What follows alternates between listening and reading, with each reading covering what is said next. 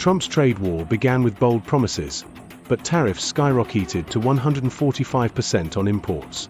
China retaliated with 125% tariffs on U.S. goods. American farmers faced devastating losses as exports plummeted. Major companies like Apple struggled with delayed launches. Boeing lost contracts as China shifted orders to Airbus. Trump's simplistic view ignored global supply chains. Instead of jobs returning, costs soared for consumers. China maintained steady growth, targeting 5% annually.